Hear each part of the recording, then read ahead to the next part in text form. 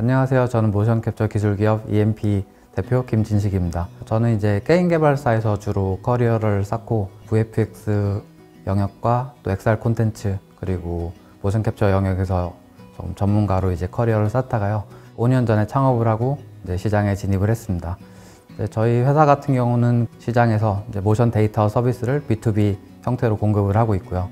대표적인 프로젝트로는 배틀그라운드하고 SM의 에스파 그리고 작년에 이제 개봉했던 외계인이라는 영화하고요. 그리고 넷플릭스의 지옥 이런 프로젝트들이 있고 그 외에 지난 한 5년 동안 300여 개 정도 프로젝트에 B2B 형태로 모션 데이터를 계속 납품을 하고 있습니다.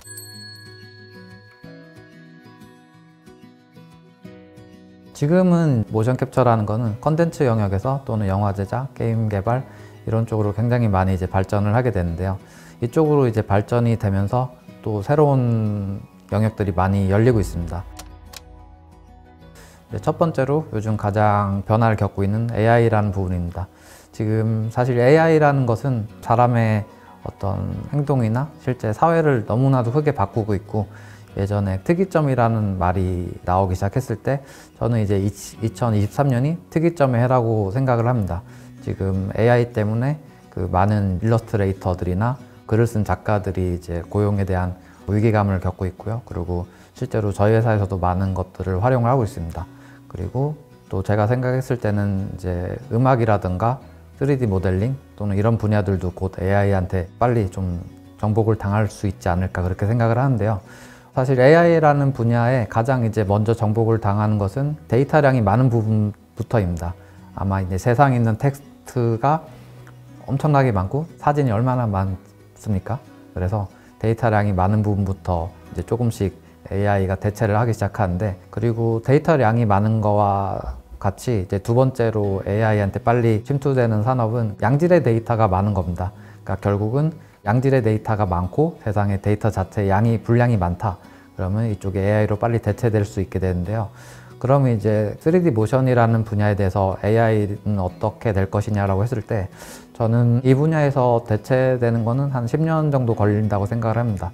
그래서 10년 정도의 시기가 지난다면 결국 우리가 타이핑을 쳐서 예를 들어서 아바타의 캐릭터가 바닷속에서 헤엄치는 모션을 해줘 라고 했을 때 정말 그런 데이터가 나올 수 있게 추출되는 시대가 저는 한 10년 후에 나올 거라고 생각을 하거든요. 결국 이제 텍스트 투 모션의 시대가 오게 될 겁니다. 네, 그때를 대비해서 10년 후까지 가기 위해서는 굉장히 많은 데이터가 필요할 겁니다. 3D 모션의 데이터가 많이 있어야 이거에 대한 이제 딥러닝과 학습이 이루어질 거고요. 그리고 여러 가지 컨텐츠가 나올 수 있게 될 겁니다. 네, 두 번째로 요즘 가장 핫한 키워드 중 하나인 디지털 휴먼입니다. 디지털 휴먼 같은 경우는 이제 작년 같은 경우는 대부분 인플루언서 형태로 많은 이제 시도들이 있었고 실제로 사회적으로 많이 회자가 됐으나 사실 성공적으로 시장에 안착한 디지털 휴먼이 있냐라고 했을 때 반짝한 것들은 있지만 없었지만 예를 들어서 뭐 해외나 국내에도 이제 많은 디지털 휴먼 또 버추얼 아이돌 이런 형태가 나왔지만 성공 사례가 크게 없었는데요. 근데 이 부분은 사실 섣불리 그냥 디지털 휴먼은 역시 인간의 매력을 쫓아갈 수 없고 저게 그들의 한계다라고 생각을 할 수 있는데 절대 그렇지 않습니다. 지금 디지털 휴먼이 이제 출발의 시점이 됐고 기술의 발전으로 인해서 굉장히 빨리 우리 생활에 침투를 하게 됩니다. 그래서 가장 이제 작년과 올해 변화된 모델이라고 본다면 작년 같은 경우는 디지털 휴먼을 만들 때 엄청 많은 자본과 인력과 그런 사람들이 이제 팀이 있어야 만들 수 있었는데요. 요즘 같은 경우는 이거를 소규모 팀에서 할 수 있도록 여러 가지 프로세스들이 개선이 되고 있고 회사 규모가 아니라 개인이나 팀 단위에서도 이거를 지속적으로 컨텐츠를 올릴 수 있게 방향성이 많이 바뀌게 되고 있습니다. 그래서 디지털 휴먼이 사실 인간과 같은 비슷한 형태를 띠기 위해서는 그 모션의 영역에서도 되게 중요한데요. 굉장히 고품질이어야 디지털 휴먼의 어떤 동작이나 이런 것도 자연스럽게 되고 그런 게 우리와 자연스럽게 인터랙션을 하게 되거든요. 사람들의 생각보다 그 모션에 대한 눈높이가 진짜 높아요. 우리가 스우파 같은 컨텐츠에 열광을 하는 것도 K-팝 아이돌을 좋아하는 것도 대중들의 눈높이에서는 이런 디지털 데이터인 모션이 굉장히 민감하다는 건데요. 그리고 우리가 어떤 디지털 버추얼 휴먼을 봤을 때 저거 움직임이 이상해, 어색해, 어깨가 왜 이래? 뭐 목이 꾸부정해 이런 피드백들을 많이 한단 말이에요.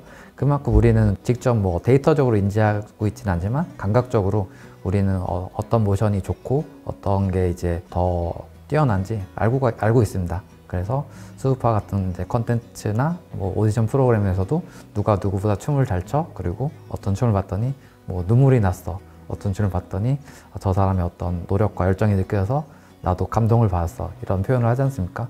그만큼 이제 사람의 모션을 진짜처럼 전달하는 게 되게 중요한 영역이 앞으로도 될 거고요.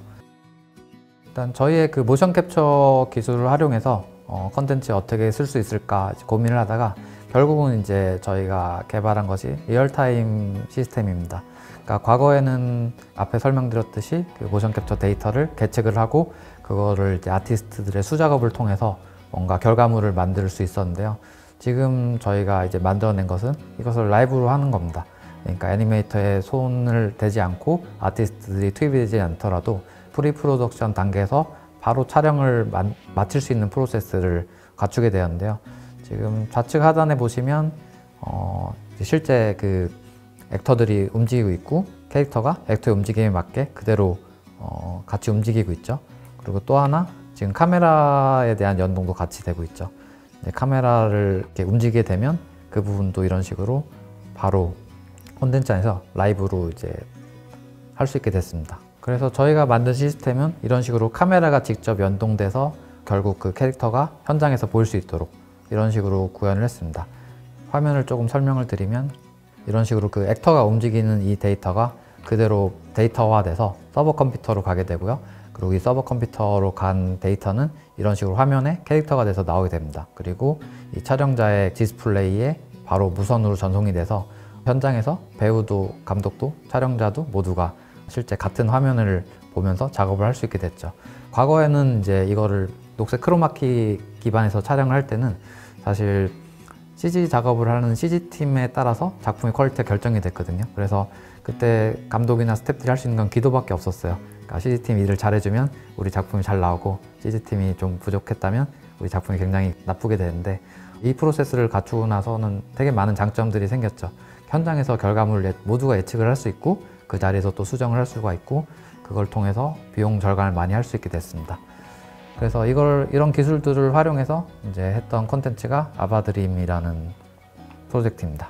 아바드림이라는 이 프로젝트는 기술적으로 정말 많은 게 이제 활용이 된 프로젝트인데 가수가 이제 노래를 부르면 그 가수가 원래 노래를 불렀던 아바타와 둘이 함께 듀엣을 하고 같이 공연을 할 수 있는 굉장히 그 아티스트 입장에서도 되게 특이한 경험을 할 수 있고 그랬던 무대입니다.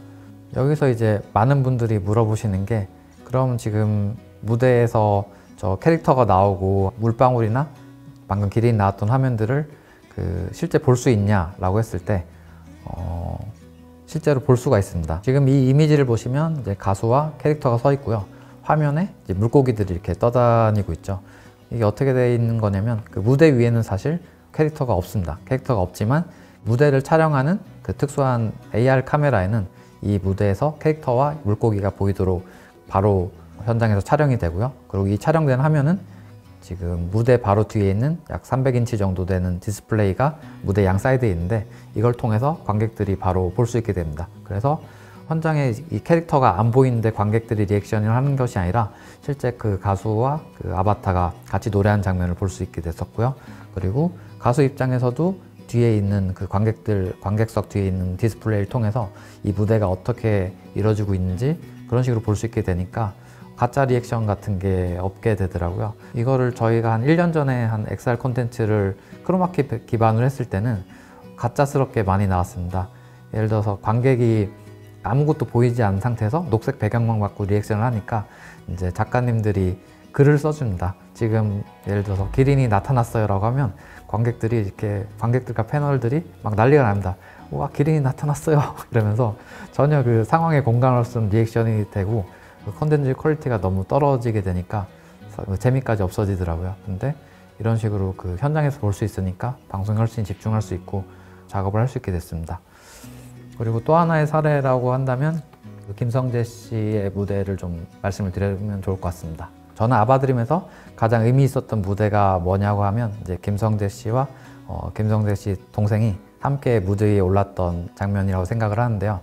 과거에 형과 함께 무대를 하는 그 희망이 있었다고 합니다. 동생분께서 형과 함께 무대를 할 수 있었으면 참 좋겠다. 그게 이제 어떤 되게 하고 싶었던 거였는데 그거를 이제 할 수 없게 됐었고, 근데 이것을 이런 AR 무대를 통해서 직접 소원을 이룰 수 있게 되었죠.